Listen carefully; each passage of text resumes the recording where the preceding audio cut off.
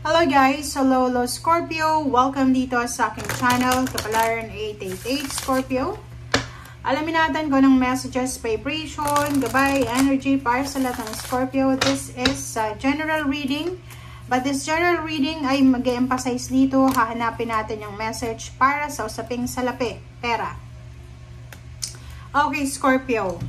Pera yung hinahanap natin, but ang nakikita mong unang message sa'yo is friendship. Okay, Scorpio. Make a date for a play day with one or more friends.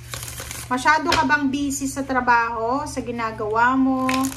May business ka ba or empleyado ka? Kasi dito sinasabi na Scorpio, kailangan mong magpahinga, kailangan mong makipag-date or makipag-kita sa isa or sa marami mong kaibigan para makapag-relax ka. Truth, katotohanan. Katotohanan, so dito sinasabi ng bira sa'yo na maraming financial revelation na posibleng dumating or pumasok sa buhay mo. So, posibleng sinasabi dyan sa'yo, ang katotohanan card na yan, yung truth card na kung isa kang empleyado, kahit sobrang mahal na mahal mo yung company mo yun ngayon, pagdating ng araw, pwede kanyang palitan yung company na yan. So, yun, make time to relax, make time to take a rest, diba? Kasi yun yung pinaka-importante.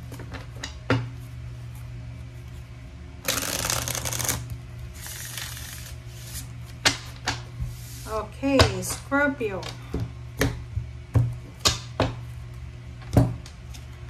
First two cards tayo. Okay. Mag-iingat ka, Scorpio. Scorpio, ikaw ba ay may binuksan na business or may plano kang mag-business? Ingat-ingat ka kasi yung Hierophant na to is all about the camaraderie, mentor, or kung sino man ito na tao na ito, Scorpio, na parang kumbaga, kinukonvince ka niya na, ay, pumasok tayo dito sa business na to, ay, magsimula tayong mag-business together. So, ingat-ingat ka kasi yung connection na yan, yung partnership na yan, yung allies na yan, yung collaboration na yan is hindi siya solid. Okay? And pwede kang mapahamak sa usaping financial, pwedeng mag-result yan sa bankruptcy or pwedeng marami pang utang. So, ibig sabihin yan, mag-iingat ka sa pagbibigay ng mga papeles, dokumento, mga personal things, documents sa kaibigan mo or sa taong yan na pinagkakatiwalaan mo. Next card natin is Page of Cups and Three of Wheels. Dito sinasabi ng baraha, talagang partnership to guys. So, yun, kailangan mong mag-iingat talaga. So, sa usaping pera, ingat-ingat ka, Scorpio, sa mga ino-offer sa yung investment, ino-offer sa yung camaraderie, connection, collaboration. Kasi ito, business talaga to eh. So, yun, ingat ka. Kasi pwedeng itong nag-offer sa'yo na to, ay scam yun, di ba? Scam, hindi natin alam. And pwedeng yun yung katotohanan na malalaman mo sa ngayon na yung investment mo or yung nag-invest sa'yo, scammer siya. Okay, yung iba naman sa inyong Scorpio, nandito yung Empress, tsaka Four of Cups. Sinasabi ng baraha sa'yo dito na pero yung pinag-uusapan natin, pero pumasok yung emotion. Nakikita ko sa'yo dito na mayroong Scorpio na matagal ka nang nagsasacrifice sa relationship nyo. Pwedeng ikaw lang yung breadwinner sa relationship, ikaw yung nagtatrabaho, yung asawa mo, your boyfriend, girlfriend ay nasa bahay lang. Dito sinasabi ng baraha na pwedeng isang tao, pwedeng ikaw yan, pwedeng kasi water sign to, pwedeng ikaw yung naghihintay ng pagbabago. So parang like masyadong mabisyo ba yung asawa mo, boyfriend, girlfriend, kasi parang sinasabi ng baraha dito, naghihintay ka na mabago yung takbo ng financial nyo, pero until now, still waiting ka pa rin. So, Empress na to. Ito yung hinihintay mo, yung Empress. Hinihintay mo na magkaroon ng stability yung financial mo. Okay, next card natin is King of Cups and Eight of Swords. Dito sinasabi, Scorpio, na ano man yung financial stress, financial problems na pinagdadaanan mo sa ngayon, hanapin mo yung kalma, diba? Parang tingnan mo siya.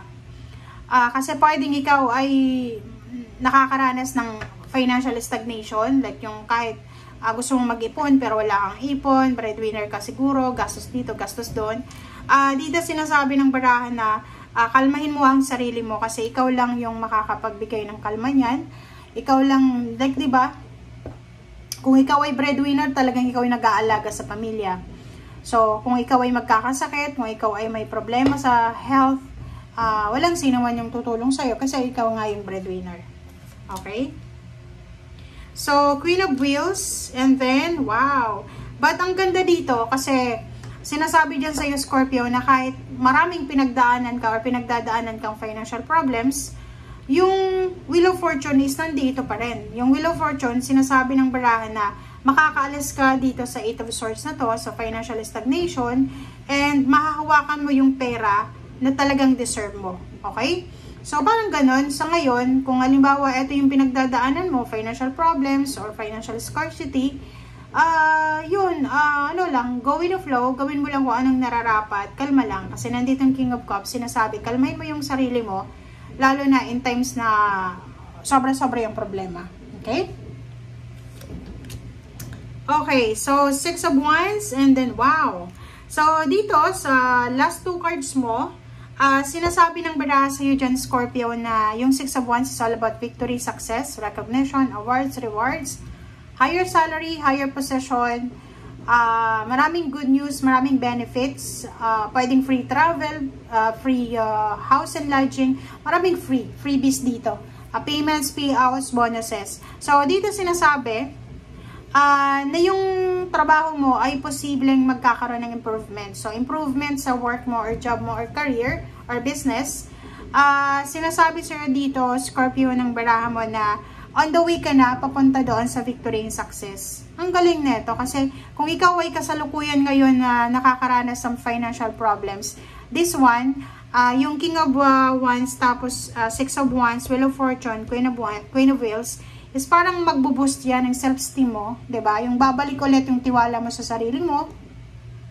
Babalik ulit yung kumbaga motivation and determination mo. So dito sinasabi na overall yung message mo, ano man yung pinagdadaanan nating pagsubok sa buhay pinansyal, huwag kang masyadong tumambay dyan sa pinagdadaanan mo. Okay? Matuto tayong hanapin yung peace and harmony. Matuto tayong hanapin yung solusyon.